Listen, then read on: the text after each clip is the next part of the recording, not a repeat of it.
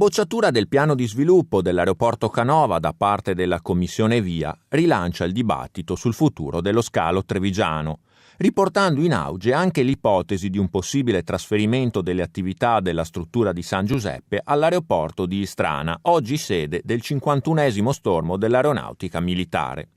Lo stesso sindaco di Treviso, Giovanni Manildo, conferma di aver affrontato l'argomento nel colloquio avuto nei giorni scorsi con Enrico Marchi, presidente di Save, la società che gestisce il Canova ed il Marco Polo di Tessera.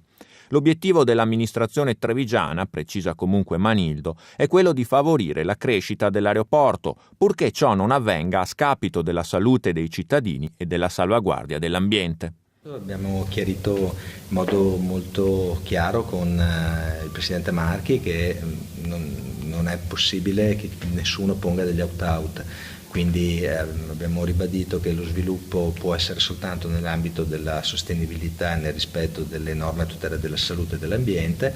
Il dialogo è stato molto costruttivo e quindi andiamo avanti in questa direzione. C'è qualcuno che vorrebbe spostare, tornatevi in auge l'ipotesi di spostare l'aeroporto o insomma la gran parte dei voli a Istrana?